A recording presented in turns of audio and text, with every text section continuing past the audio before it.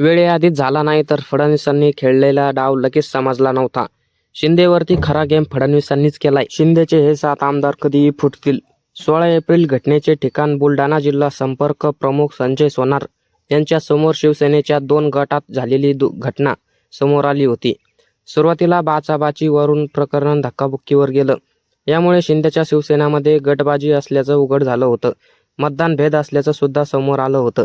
नंतर देऊळगाव राजा येथे एका हॉटेलमध्ये शिंदे यांच्या शिवसेनेच्या आजी माजी पदाधिकाऱ्याची 8वा बैठक आयोजित केली गेली होती.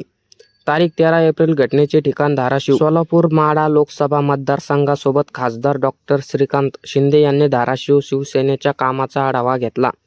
धाराशिव शिवसेनेतील गटबाजीचे दर्शन पहिल्या सेकंदात झाले. जिल्हा प्रमुख अजित पिंगळे आणि माजी मंत्री तानाजी सावंत यांचा गट एकमेकांना भिडला. शिवसेना पदाधिकाऱ्यांचा भाजपला मदत केल्याचा आरोपही करण्यात आला.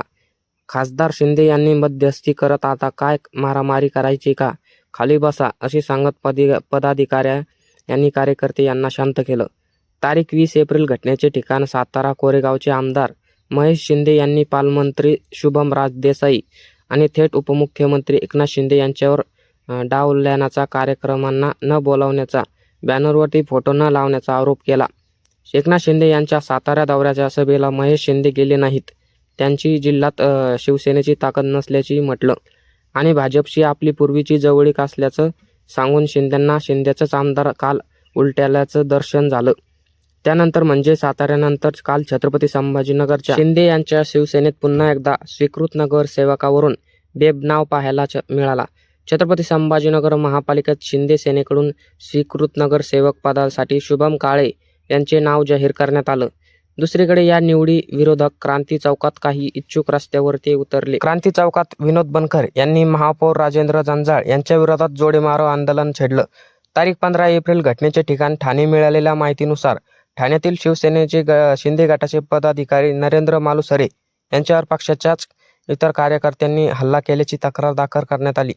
गेले काही दिवसांपासून पक्षांतर्गत गटबाजी आणि निवडणुकीतील उमेदवारीवरून कार्यक्रमामध्ये धुसफूस सुरू होती.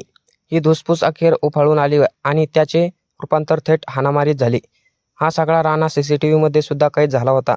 कार्यकर्त्याचे एकमेकांना मारहाण करत असल्याचं स्पष्टपणे दिसतं. आता साताऱ्याबद्दल थोडंसं विश्लेषणामध्ये बोलूयात. शंभूराज देसाई, मकरंद पाटील आणि इतर नेत्यांवरही सध्या विषयात पोलीस कर्मचाऱ्यांनी मारहाण केल्याचा आरोप हा मागच्या महिन्यात झाला. देसाईंनी मला 100 पोलिसांनी मारलं असं विधान केलं. शिंदे गटाचे आमदार महेश शिंदे यांनी मात्र त्यांचेच मंत्री देसाईच्या या आरोपांना विरोध केला आणि पोलिसांवरती आरोप करणं चुकीचं आहे असं म्हटलं. यामुळे शिंदे गटातच अंतर्गत मतभेद उघड झाले. देसाईंना महेश शिंदे यांना डावलून कार्यक्रमांना न बोलवणं, बॅनरवर फोटो न लावणं असे आरोप केलं. महेश शिंदे यांनी प्रत्युत्तर देत 5 वर्षे पालकमंत्रीपदात शिवसेनेची ताकद जी आहे ती 30 सत्ताधाऱ्यांपर्यंतच पालकमंत्र्यांना वाढवता आली आहे असं त्यांनी म्हटलं. महेश शिंदे यांनी मूळचा भाजपचा आहे. अपघाताने मी शिवसेनेमध्ये आलोय, स्वतःच्या जीवावरती निवडून आलोय असं जाहीर केलं. एकनाथ शिंदे यांच्या सातारा दौऱ्यामध्ये महेश शिंदे यांनी निमंत्रण न मिळाल्याने ते कार्यक्रमाला गैरहजर राहिले.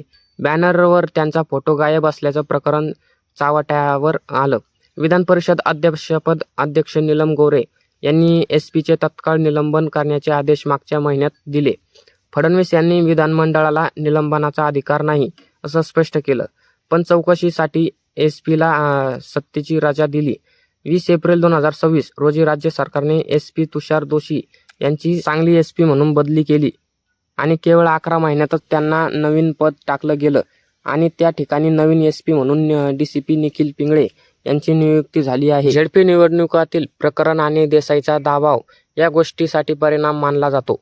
आताच्या या सगळ्या घटनांची जी मी आहे तुम्हाला टाईमलाईन सांगितली, यावरून एकटे महेश शिंदे म्हटले की मी मूळ भाजपचा कार्यकर्ता आहे, पण मी अपघातानं शिंदे गटात आलोय आणि म्हणून महेश शिंदे सारखा साधा आमदार सध्या एकनाथ शिंदेंना थेट नडतोय. जिकडे शंभूराज देसाईपासून आमदार खासदार यांनी अख्खं विधानमंडळ विधान परिषद डोक्यावर घेतली होती. SPचं निलंबन करा म्हणून सांगत होतं. मंत्र्यांना 100 पोलीस ओढताय असं सांगत होते. तिथे महेश शिंदे नाचावाचे आमदार एकटे शंभूराज देसाईंना भिडले आणि पर्यायी एकनाथ शिंदेंनाही थेट भिडले.